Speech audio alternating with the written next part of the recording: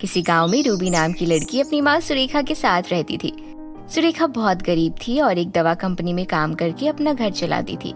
वो अपनी बेटी रूबी को घर से बाहर नहीं जाने देती थी और उसे दुनिया की नजरों से हमेशा छिपाए रखती थी। इस बात से रूबी बहुत परेशान रहती थी।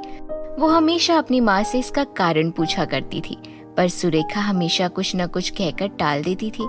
देख बिटिया, जब से तेरे पिताजी का देहांत हुआ है, गांव में कोई हमारी मदद नहीं करता और सब हमारा फायदा उठाने की सोचते रहते हैं। इस वजह से मैं नहीं चाहती कि तू उन लोगों के सामने जाए, और वैसे भी तुझे घर में थोड़ी ही किसी चीज की कमी होने देती हूँ। सब कुछ तो तुझे टाइम से लाकर देती हूँ, फिर भी तू बाहर जाने की जिद क्यों करती है? पर माँ, बेटी मैंने जो कहा ना, तू कहीं नहीं जाएगी तो बस नहीं जाएगी। सुरेखा नहीं चाहती थी कि उसकी बेटी के जादुई बालों का राज किसी को पता चले, इसलिए वो रूबी को लोगों के सामने नहीं जाने देना चाहती थी। काम पर जाने से पहले सुरेखा घर का दरवाजा बंद करके जाती थी ताकि रूबी बाहर ना आ सके। सुन बेटी, घर में ही रहना, मैं काम पर जा रही हूँ और बाहर जाने की जिद मत करना। अपने जादुई बालों की मदद से बाहर मत चले जाना, बाहर अच्छे लोग नहीं रहते बेटी। पर माँ, आप तो जानती हो मुझे बाहर घूमना कितना पसंद है।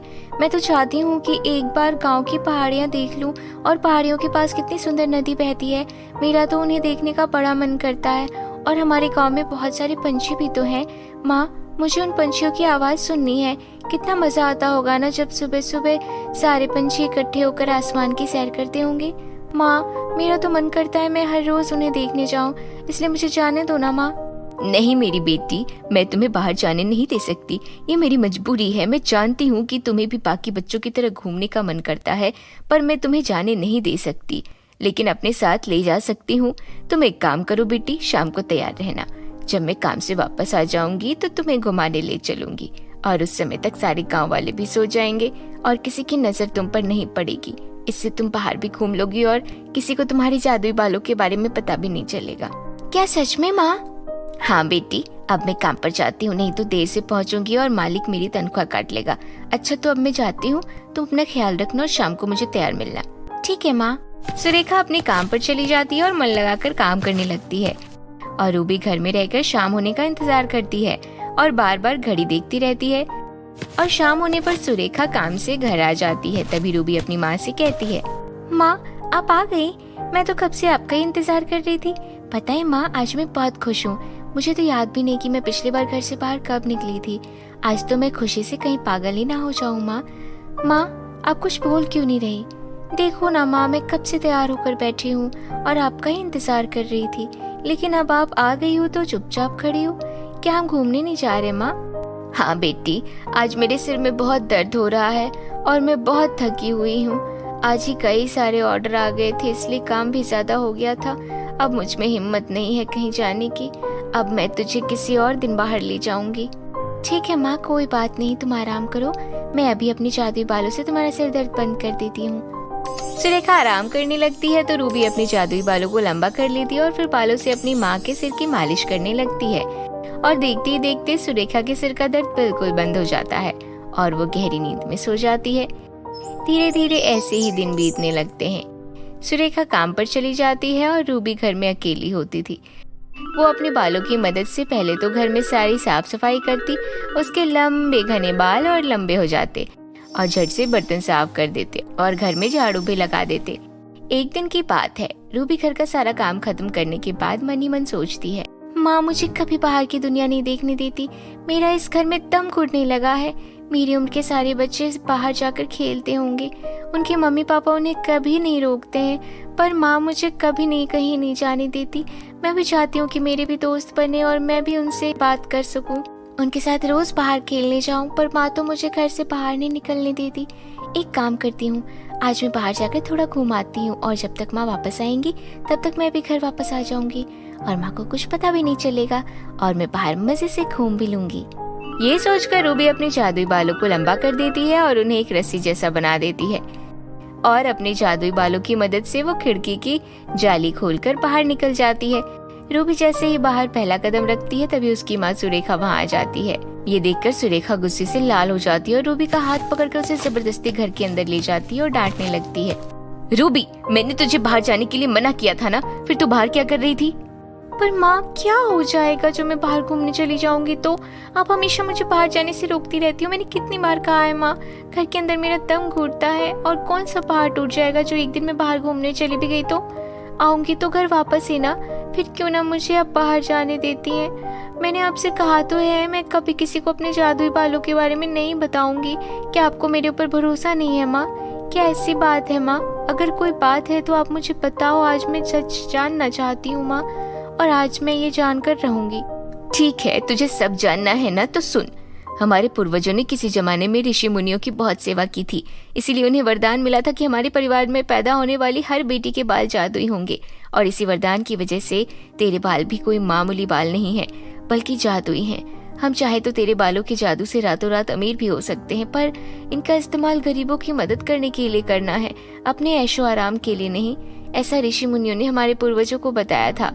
तेरी बुआ के बाल भी जादुई थे बेटी, पर हमारे दुश्मन के बेटे को जब ये बात पता चली कि तेरे बुआ के बाल जादुई हैं, तो उसने तेरी बुआ से प्यार का झूठा नाटक किया और एक दिन धोखे से तेरी बुआ के बाल काट दिए। और ऐसा होते ही उन बालों का जादू हमेशा हमेशा के लिए खत्म हो गया। इसलिए मैं नहीं चाहती बेटी कि तेरे बालों के जादू के बारे में किसी को पता लगे। यही वजह है कि मैं तुझे सबकी नजरों से छुपा कर रखती हूँ। तू ही बता, मैं तेरे साथ कुछ गलत करती हूँ क्या? ये कहकर सुरेखा की आंखों में आंसू आ जाते हैं और रूबी अपनी माँ को चुप कराती है। और उस दिन के बाद रूबी कभी बाहर जाने की जिद नहीं करती। धीरे धीरे दिन यूं ही बीतने लगते हैं और कुछ साल बाद रूबी की उम्र शादी लायक हो जाती है। वो दोनों खुशी खुशी अपने घर में रहते हैं। तभी एक दिन सुरेखा काम पर चली जाती है और देर रात तक वो घर वापस नहीं आती, तो रूबी को अपनी माँ की बहुत चिंता होने लगती है। अरे, आज तो रात के 9 बज गए हैं और माँ अब तक नहीं आई। माँ तो हमेशा 7 बजे तक घर आ जाती थी, फिर आज क्या हुआ जो माँ अभी तक घर नहीं लौटी? हे भगवान, कहीं कुछ गलत तो नहीं हो गया माँ के साथ? मैं जानती हूँ माँ ने घर से बाहर जाने से मना किया है, पर आज तो मुझे माँ को ढूंढने के लिए घर से बाहर जाना ही होगा और कोई दूसरा रास्ता नहीं है। ये कहकर रूबी घर से बाहर चली जाती है और अपनी माँ को सारे गाँव में ढूंढने लगती है। रात होने की वजह से गाँव के सभी लोग सोए हुए थे, पर उसे हीरू नाम का एक लड़का मिलता है और वो उसके पास जाती है, उसे सारी बात बताती है। उसकी माँ कहीं खो गई है। इतनी रात में वो अपनी माँ को ही ढूंढने निकली है। रूबी की बात सुनकर हीरू उसकी माँ को ढूंढने में मदद करने लगता है। दोनों पैदल पैदल काफी दूर तक सुरेखा को ढूंढते हैं, पर वो उन्हें कहीं नहीं मिलती। जिसके बाद वो दोनों उदास होकर घर वापस चले जाते हैं। तो वो देखते हैं कि सुरेखा घर पर ही होती है।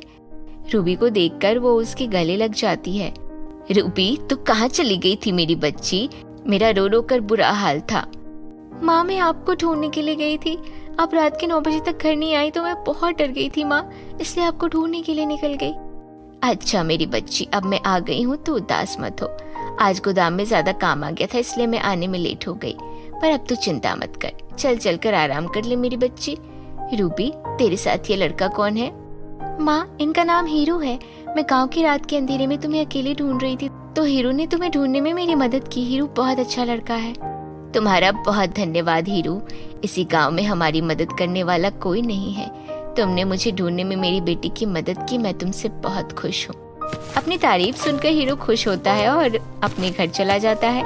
अगले दिन सुरेखा काम पर चली जाती है, तो हीरू का मन रूबी से मिलने का होता है और वो उसके घर चला जाता है। और धीरे धीरे वो दोनों ऐसे ही चुपके चुपके मिलने लगते हैं और एक दूसरे से प्यार करने लगते हैं। ये बात सुरेखा को पता लगती है, तो वो अपनी बेटी को बहुत डांटती है। देख रूबी, मैंने तुझे पहले ही बताया था कि इस गांव के लोग अच्छे नहीं हैं और तू इसी गांव के लड़के को चाहने लगी है। बेटी, मैं उससे तेरी शादी नहीं करा सकती।